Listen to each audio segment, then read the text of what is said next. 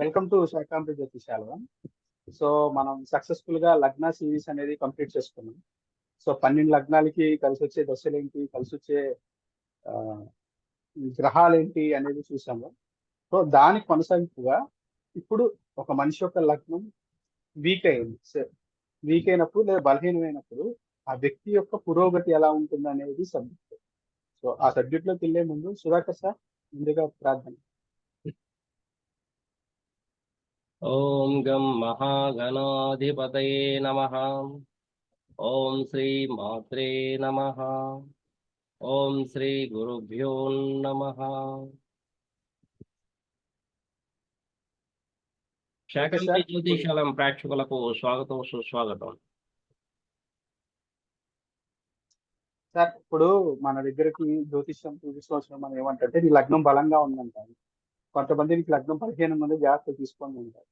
So ముందుగా అసలు ఒక వ్యక్తి యొక్క లగ్నం బలంగా ఎప్పుడు ఉంటుంది, బలహీనంగా ఎప్పుడు ఉంటుంది? ఓకే, మనిషి భూమి మీద పుట్టినప్పుడు ఆ పుట్టేటప్పుడు ఏ సమయంలో పుట్టాడు, ఆ సమయానికి వచ్చినటువంటి ఆరోహణం అంటే లగ్నం ఏం ఏర్పడింది, ఆ లగ్నానికి సంబంధించినటువంటి అధిపతి ఎక్కడ ఉన్నాడు అనేది ప్రధానంగా మనము జన్మ చార్టును తీసుకుని చూస్తూ ఉంటాం. అది లగ్నంగా ఉంటుంది. కాలపురుష చక్రం నుండి మనకు ముఖ్యంగా మేషం నుండి ప్రారంభం అవుతుంది. మేషం నుండి కూడా మనము చూసుకోవాల్సినటువంటి అవసరం ఎంతైనా ఉంది. అంటే లగ్నం మిథున లగ్నం అయితే కాలపురుష చక్రం నుండి ఇది ఎన్నవది అనేది కూడా చూసుకోవాల్సినటువంటి అవసరం ఉంది. ఒకరు మకర లగ్నంలో పుట్టారు అంటే కాలపురుష చక్రం నుండి అది 10వ భాగంలో అంటే 10వ భావంలో లగ్నం పడింది అని ఈ విధంగా మనం క్యాల్కులేట్ చేస్తాం. అది పరాశర మహర్షి మనకు అందించినటువంటి శాస్త్ర పరిజ్ఞానం. అందులో ఆరోహణం అనేది ఏ టైంలోనో ఉండొచ్చు, ఎప్పుడన్నా పుట్టచ్చు. ఏ సమయం అంటే అది ఉదయం కానీ, మధ్యాహ్నం కానీ, రాత్రి కానీ ఎప్పుడైనా కావచ్చు. లగ్నాధిపతి ఏ విధంగా ఉన్నాడు అనే దాన్ని బట్టి మన యొక్క జీవితం సారాంశం ఆధారపడి ఉంటుంది.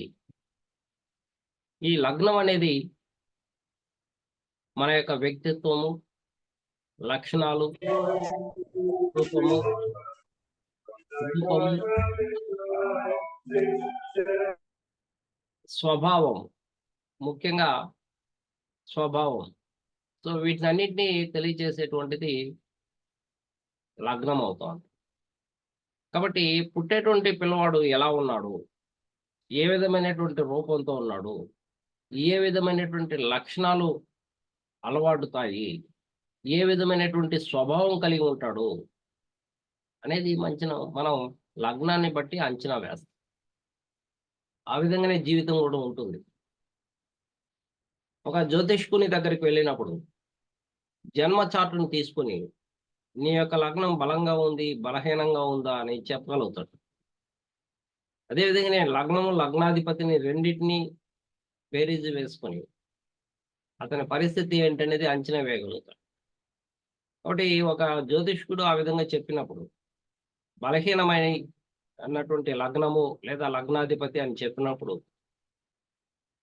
అతను ఏ విధంగా ప్రవర్తిస్తాడు, మరి అతని జీవితం ఏమీ సాధించలేనటువంటి నిరుత్సాహకరమైనటువంటి నిరాశ నిస్పృహలతో కూడినటువంటి జీవితమే ఉంటుందా అనేది ఇక్కడ ప్రశ్న. లగ్నము, లగ్నాధిపతి బలహీనమైనప్పుడు అతనిలో ప్రేరణ అనేది తగ్గిపోతుంది. నేను సాధించగలను అనేటువంటి నమ్మకం తగ్గిపోతుంది. వీళ్ళు ఆత్మవిశ్వాసాన్ని కోల్పోతారు, వ్యక్తిత్వాన్ని కోల్పోతారు. నేను బలవంతుణ్ణి అని చెప్పుకోలేనటువంటి అసమర్థతను తీసుకువస్తారు. లగ్నము లగ్నాధిపతి బలంగా ఉన్నప్పుడు తిను. మనకి ఏ సమస్య వచ్చినా ఆ సమస్యని వాళ్ళు పరిష్కరిస్తారు. రామాంజరెడ్డి గారు మీరు మ్యూట్ లో పెట్టుకోండి. మీరు ఇక్కడ చూడండి, మళ్ళీ అన్మ్యూట్ అవుతుంది. సార్ మీరు అదే mute లో పెట్టుకోండి. సార్ సారీ ఉన్నట్టుండే. కాబట్టి ఏ సమస్య వచ్చినా అతను పరిష్కరించుకోగలడు అని చెప్పడానికి లగ్నం లగ్నాధిపతి ఇంపార్టెంట్.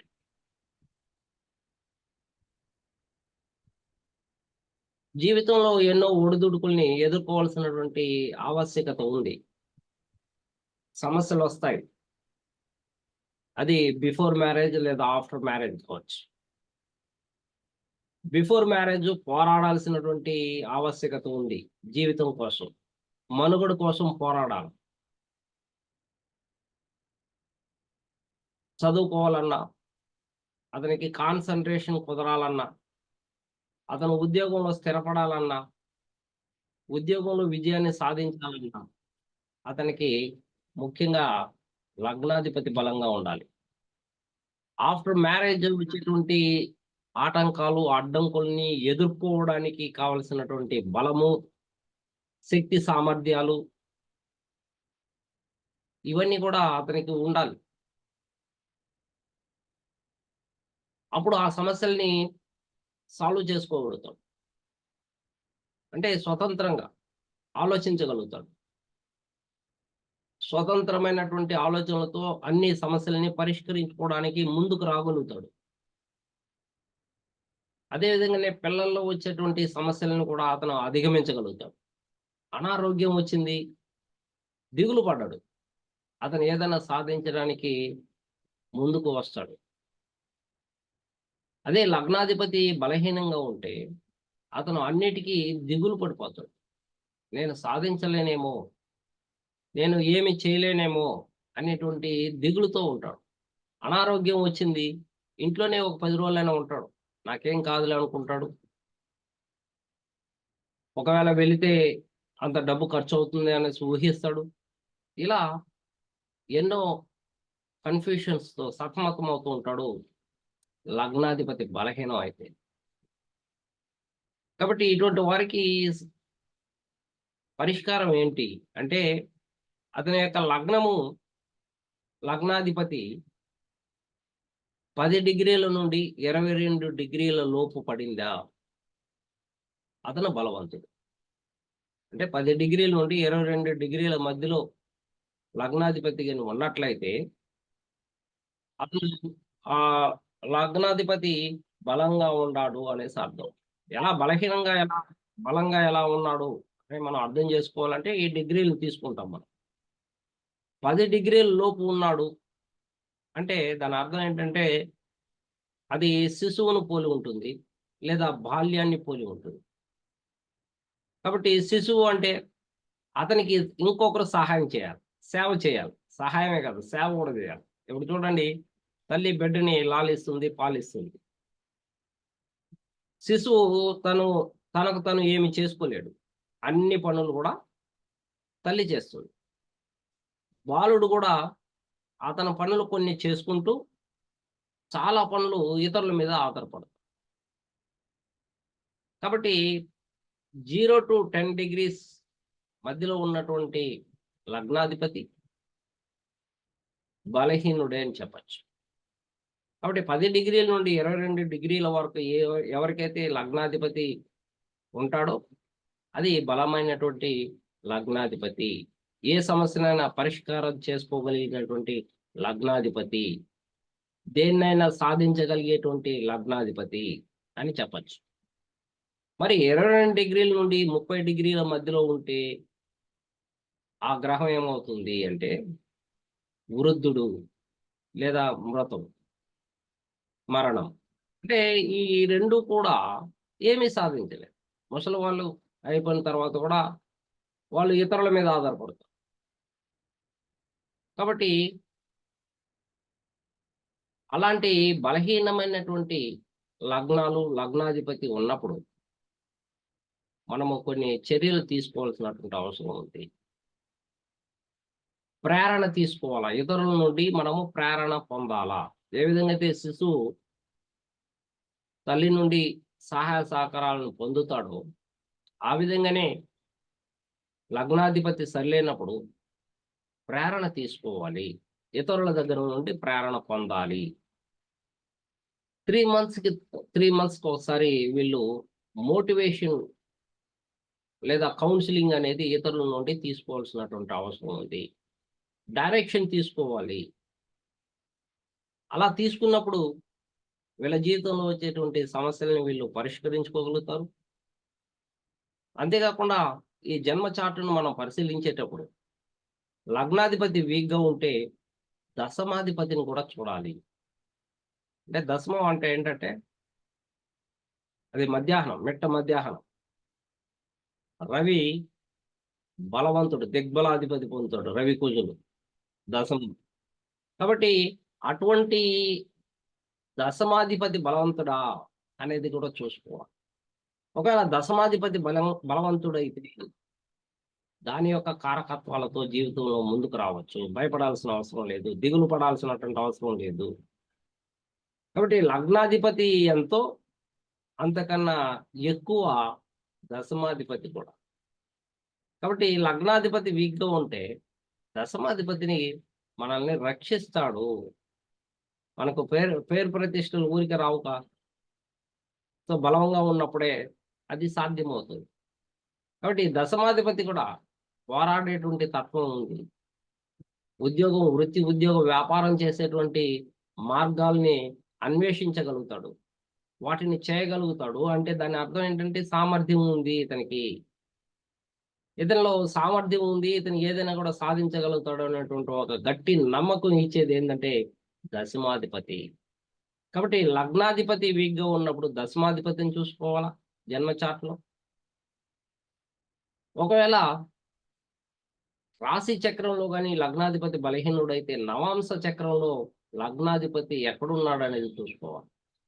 ఆ లగ్నాధిపతి అక్కడ బలవంతుడుగా ఉండొచ్చు. పుట్టినప్పుడు ఉత్తరార్ధంలో లగ్నాధిపతి బలహీనంగా ఉండొచ్చు బిఫోర్ మ్యారేజ్. ఆఫ్టర్ మ్యారేజ్ లగ్నాధిపతి అంటే నవాంశలో లగ్నాధిపతి బలవంతుడుగా ఉండొచ్చు. అంటే after marriage it will be activated, ఇది యాక్టివేట్ అవుతుంది. కాబట్టి నవాంశలో ఏ మాత్రం అవకాశాలు ఉంటే కూడా అతనికి ప్రేరణ ఇవ్వాలి, అతనికి కౌన్సిలింగ్ ఇవ్వాలి, అతనికి మోటివేట్ చేసి అతను బలవంతుడు అనేసి చెప్పాలి. అంతేకాని బలహీనుడని చెప్తే వాళ్ళు జీవితాంతం అలానే ఊహించుకుంటూ ఉండడం అనేది జరుగుతుంది. కాబట్టి నవాంశలో లగ్నాధిపతిని చూసుకోవాలి, దశమాధిపతిని కూడా చూసుకోవాల్సినటువంటి అవసరం ఎంతైనా ఉంది. అంటే దశమం అంటే మన ఫాదర్ నుంచి చేసేటువంటి వృత్తి కావచ్చు, లేదా మనము సాధించేటువంటి ఉద్యోగం కావచ్చు, లేదా వ్యాపారం కావచ్చు. మనకు పేరు ప్రతిష్టలు, అంటే పేరు ప్రతిష్టలు ఎప్పుడు వస్తాయి? మనం చేసేటువంటి పని, వృత్తి ఉద్యోగం ద్వారా మనకు పేరు ప్రతిష్టలు వస్తాయి. మనం సిన్సియర్గా ఆఫీస్లో వర్క్ చేసుకుంటున్నాము, హానెస్ట్గా ఉంటున్నాము, మనము ప్రిన్సిపల్డ్ పాటిస్తున్నాము, డిసిప్లైన్డ్గా ఉంటున్నాము, ఖచ్చితంగా మనకు పేరు ప్రతిష్టలు అనేది వస్తాయి. ఇవన్నీ ఎప్పుడు జరుగుతుంది? దశమాధిపతి కూడా బలంగా ఉన్నప్పుడు మాత్రమే అది సాధ్యమవుతుంది. ఆటోమేటిక్గా లగ్నాధిపతి కూడా యాక్టివేట్ అయ్యే అవకాశాలు ఉంటాయి వీళ్ళు ఈ విధంగా ప్రిన్సిపల్డ్ లైఫ్ని అవలంబించినప్పుడు. కాబట్టి దిగులు పడాల్సినటువంటి అవసరం ఉండదు. సో శరీరానికి ఏదైనా గాయాలైనా, శరీరానికి ఏదైనా మనసుకి ఏదైనా గాయపడినట్లు అనిపించినా వీళ్ళు దిగులు పడాల్సినటువంటి అవసరం లేదు. చాలా తొందరగా కోలుకొని వాళ్ళ పనుల్లో వాళ్ళు నిమగ్నం అవ్వచ్చు అనేది ఇక్కడ ప్రధాన అంశం అన్నమాట. పెద్దరాజ్ సార్, ఇప్పుడు ఒక వ్యక్తికి లగ్నం బలహీనంగా ఉంది, సో ఇప్పుడు ఆయన ఏం చేయాలి? లగ్నాధిపతి బలహీనుడు అంటే ఎప్పుడు కానీ లగ్నాధిపతి కేంద్రాల్లో కోణాల్లో ఉంటే బలవంతుడే. అంటే చతుర్థంలో ఉన్న, అట్లే సప్తమంలో ఉన్న, అట్లే దశమంలో ఉంటే కూడా బలవంతుడు అని చెప్తాం. పంచమ భాగ్య స్థానాల్లో ఉంటే కోణ కోణ స్థానాల్లో ఉంటే కూడా బలవంతుడు అని చెప్తాం. మరి ఎక్కడ ఉండకూడదు అంటే షష్టమంలో కానీ, అష్టమంలో కానీ, ద్వాదశంలో కానీ ఉంటే బలహీనుడు అని చెప్తాం. అంటే షష్టమంలో ఉంటే ఏమవుతుంది సార్ అంటే అనేక ప్రయత్నాలు చేయాల్సింది వస్తుంది, స్వల్ప లాభాన్ని పొందుతాడు. అందువలన అక్కడ లగ్నాధిపతి అక్కడ ఉండకూడదు. షష్టమంలో ఉంటే చాలా ఇబ్బందులు పడతాడు, ఆటంకాలు ఎదురవుతూ ఉంటాయి, దాన్ని అధిగమించేటువంటి శక్తి సామర్థ్యాలు కోల్పోతూ ఉంటాడు అనేది ఇక్కడ ప్రధాన అంశం. అదే అష్టమంలో ఉంటే ఏమవుతుందంటే అడ్డంకుల్ని ఇస్తుంది. అష్టమం అనేది ఆటంకాలను ఇస్తుంది. రహస్యమైనటువంటి వృత్తుల్లో పనులు చేయాల్సినటువంటి ఆవశ్యకత ఏర్పడుతుంది. ఇంకా ఎన్కౌంటర్స్, ప్రతిదాన్ని కూడా ప్రతిఘటించడం, ప్రతిదాన్ని ఎదుర్కొంటూ ముందుకు వెళ్ళడం, తోసుకుంటూ ముందుకు వెళ్ళినట్టు అనిపించడం. కాబట్టి అష్టమంలో కూడా లగ్నాధిపతి ఉండకూడదని. అనారోగ్యాలు ఎక్కువగా వచ్చే అవకాశాలు ఉంటాయి, లేదంటే యాక్సిడెంట్స్ జరిగేటువంటి అవకాశాలు ఉంటాయి. అల్ప జీవిగా ఉండొచ్చు, అల్ప సంతోషిగా ఉండే అవకాశాలు అష్టమంలో, లగ్నాధిపతి అష్టమంలో ఉన్నప్పుడు ఉండే అవకాశాలు ఉంటాయి. అట్లే ద్వాదశంలో ఎందుకు ఉండకూడదు అంటే, సో ద్వాదశం అనేది ఇది పడక సుఖానికి సంబంధించినటువంటిది. అంటే రెస్ట్ పీరియడ్ అన్నమాట. రెస్ట్, హాస్పిటల్స్, జైళ్ళు, ఇక ఆశ్రమాలు, మఠాలు, తీర్థయాత్రలు, వీటికి సంబంధించినటువంటి. ఇక్కడ కానీ లగ్నాధిపతి కానీ ఉంటే అతను సుఖంగా జీవించడం కోసం ఎంతో ఖర్చు పెట్టాల్సినటువంటి పరిస్థితి ఏర్పడుతుంది లగ్నాధిపతి ద్వాదశంలో ఉంటాం. అంతేకాకుండా హాస్పిటల్స్లో, జైల్లో పనిచేసినప్పుడు అతనికి ఆనందాన్ని ఇవ్వవచ్చు. కానీ ఏ వృత్తి, ఉద్యోగ వ్యాపారాలు చేయలేనటువంటి వాళ్ళకి ఇది చాలా ప్రతికూలంగా ఉండే అవకాశాలు ఉంటాయి. అంటే అనవసరమైనటువంటి ఖర్చులు పెట్టడము, రాజకీయంలో చేరి అనవసరమైనటువంటి ఖర్చులు పెట్టడము, సో జీవనం కోసం ప్రాకులాడడము, ఒకసారి ఉద్యోగం దొరికితే దాన్ని కూడా వదులుకోవడం, మళ్ళా ఉద్యోగం కోసం, జీవనం కోసం వెంటబడడం అనేది ఇక్కడ లగ్నాధిపతి ద్వాదశంలో ఉంటే జరిగేటువంటి అవకాశాలు ఉంటాయి. అంటే ఇది బలహీనమైనటువంటి స్థానము అని. ద్వాదశం అనేది బలహీనమైనటువంటి స్థానం. లగ్నాధిపతి అక్కడ ఉన్నప్పుడు అతను మానసికంగా, శారీరకంగా బలహీనమైపోతాడు. సో లాంగ్ డిసీజెస్ వచ్చే అవకాశాలు ఉంటాయి. అంటే లాంగ్ టర్మ్ తీసుకోవాలి అతను మెడిసిన్ కూడా. సో లాంగ్గా అతను హాస్పిటల్లో పాలయ్యి అతను మెడిసిన్స్ని రెగ్యులర్గా కంటిన్యూ చేయాల్సినటువంటి అవసరం ఏర్పడుతుంది అతని జీవితం. సో అందుకనేసి లగ్నాధిపతి 6, 8, 12లో ఉండకూడదు అని. మరి కేంద్రాల్లో ఉంటే బలంగా ఉంటుంది. అతను శారీరకంగా కానీ, మానసికంగా కానీ సామర్థ్య బలం అనేది అధికంగా ఉండే అవకాశాలు ఉంటాయి. సార్ చెప్పండి. ఇప్పుడు లగ్నం బలహీనపడింది అనుకున్నాను. ఈ అష్టమం, ద్వాదశం కనుక ఆ లగ్నానికి యోగకారక ప్లానెట్ ఉన్నదైతే ఒక రకంగా ఉంటుందా, లేదంటే ఇంకా చెడిపోయినట్టు? అంటే లగ్నం నుంచి 8వ ఇల్లు మంచిదే అనుకున్నాము, అయినా కూడా ఇవి వస్తాయి. లగ్నాధిపతి అష్టమంలో ఉన్నప్పుడు మళ్ళా దశమాధిపతిని కూడా చూసుకోవాలి. దశమాధిపతి ఏమన్నా బలహీనుడయ్యాడా, సో దశమం ఏమన్నా బలహీనపడిందా?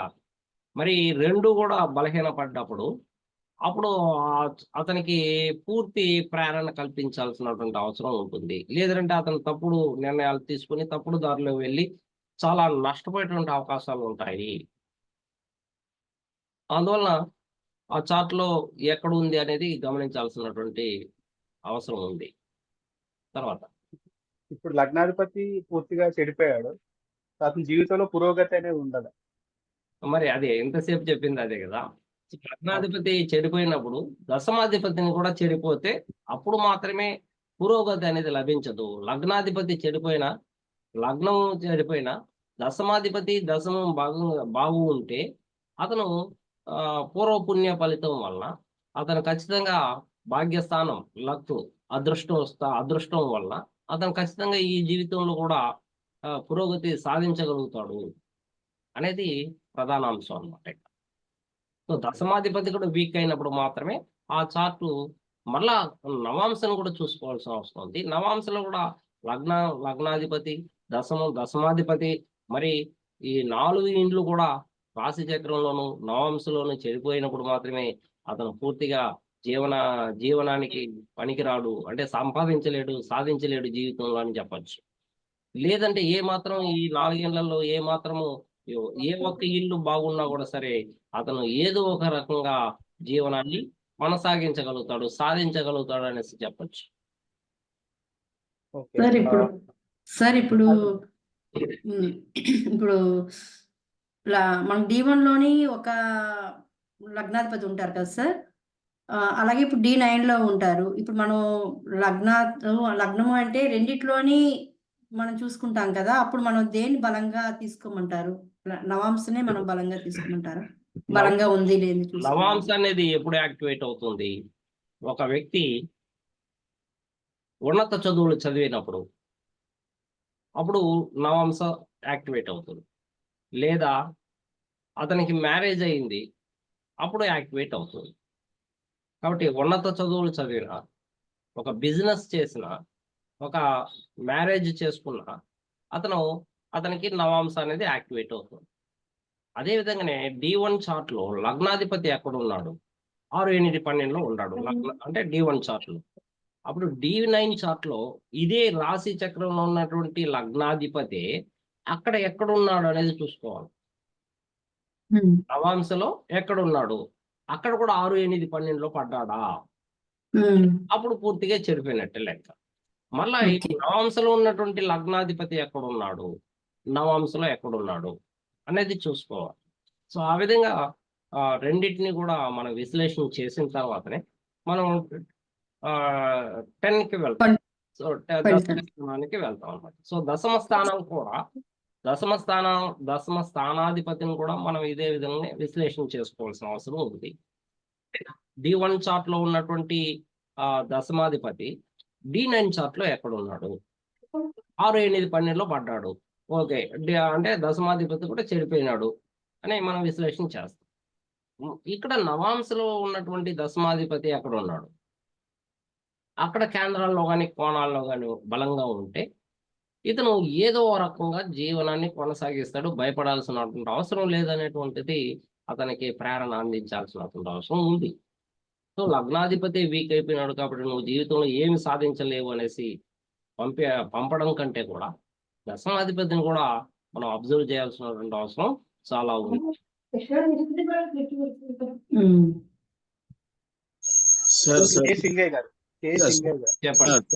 సార్ ఇది భావంలో ఉండ 30 డిగ్రీలని తీసుకొని గ్రహం బలాబలాలు చూడాలా, లేక మనం పుట్టిన లగ్నాన్ని లగ్నం పుట్టిన? నేను 2 రకాలుగా చెప్పాను సార్. నేను 2 రకాలుగా చెప్పినాను. లగ్నాధిపతి 6, 8, 12లో ఉంటే బలహీనుడు, ఇట్లనే క్యాల్కులేట్ చేయండి. లేదా లగ్నాధిపతి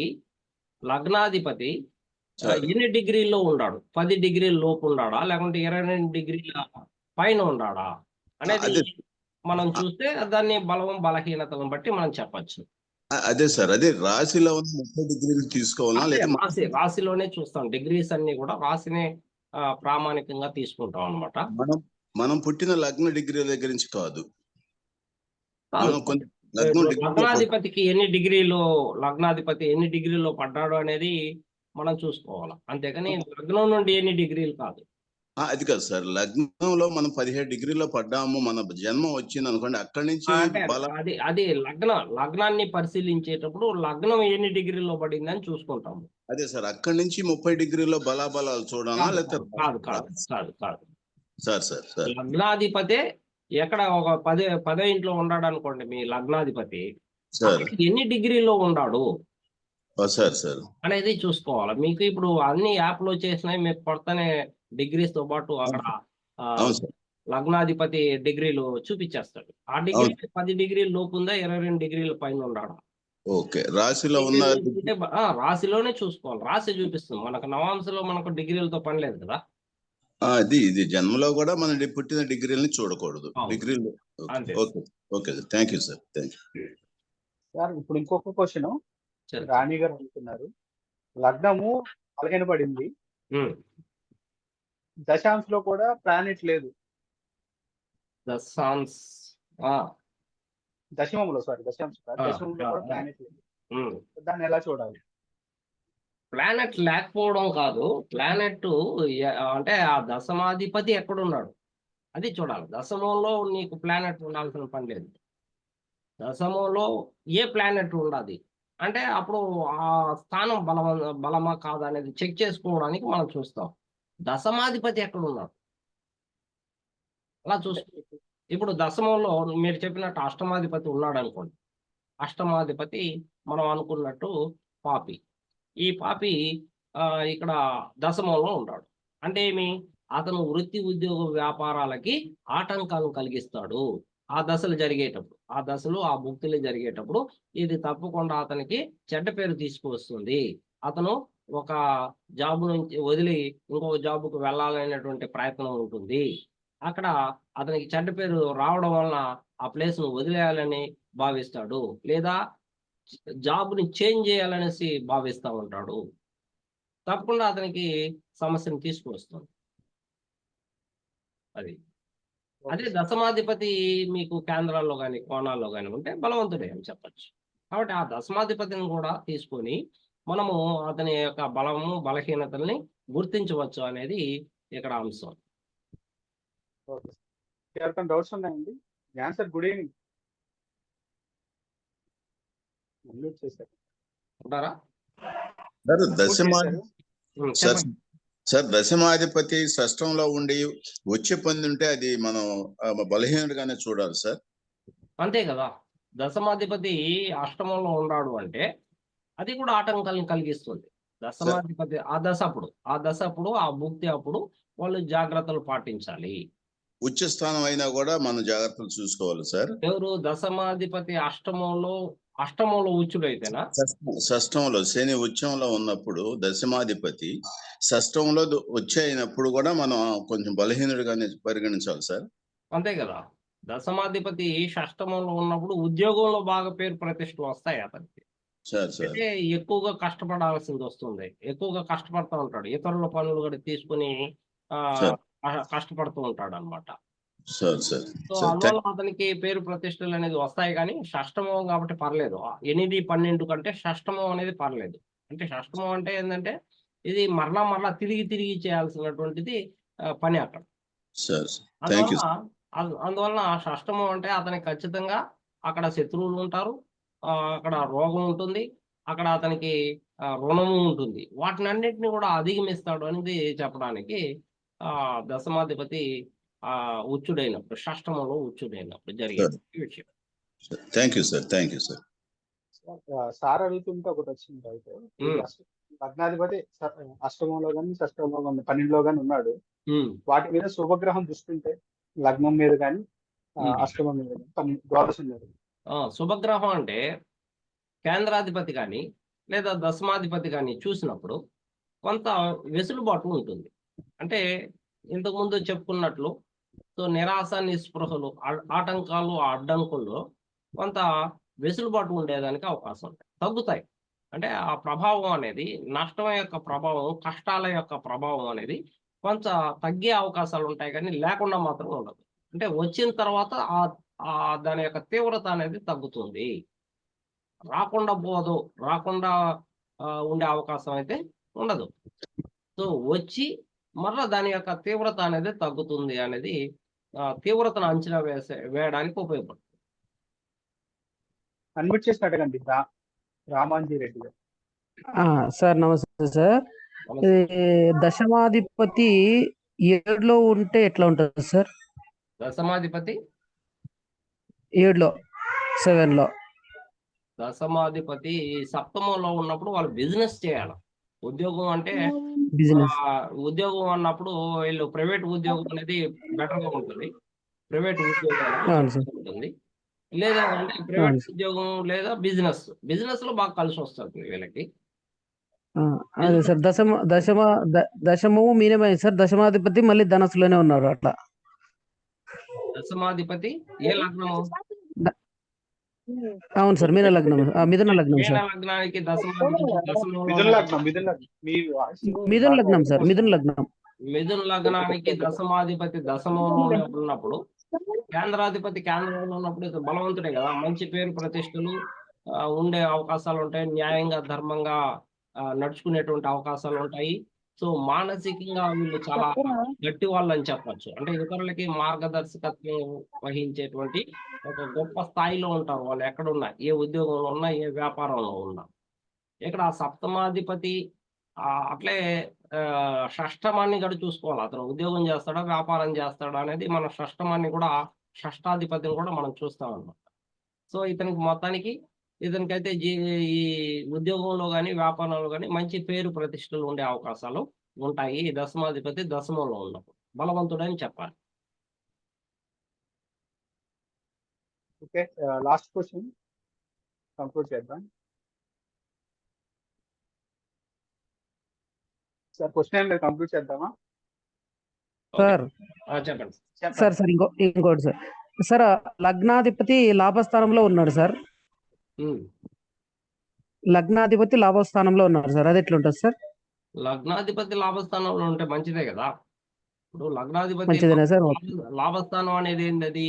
పర్మనెంట్ ఫ్రెండ్షిప్ ను తెలియజేస్తుంది, సొసైటీని తెలియజేస్తుంది, అంటే సంఘాన్ని తెలియజేస్తుంది. సో సంఘంలో సేవ చేయాల్సిన బాధ్యతను గుర్తిస్తుంది. ఒక పొలిటికల్ లీడర్షిప్ క్వాలిటీస్ ఉంటాయి వీళ్ళకి. సో సంఘంలో లీడర్ గా ఎదుగుతారు వీళ్ళు. గ్రూపులకి ఒక గ్రూప్ కన్నా లీడర్ గా ఉండాలి వీళ్ళు, ఖచ్చితంగా ఉంటారు కూడా. అట్లే వీళ్ళకి పార్టీలు, డిన్నర్లు ఇలా చేసే అవకాశాలు దొరుకుతాయి. ఎందుకంటే ఎక్కువ మొత్తంలో మాస్గా వీళ్ళకి గ్రూప్గా మనుషులు లభ్యమవుతారు. సో వీళ్ళకి మాస్ ఫాలోయింగ్ ఉంటుంది.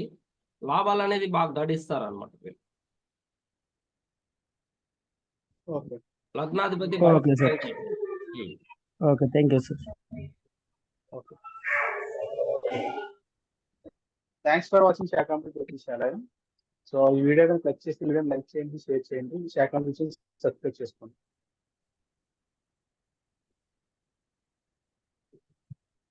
సార్ ఇంకొక డౌట్ అడగచ్చు సార్? సార్ రికార్డింగ్ కట్ చేయండి.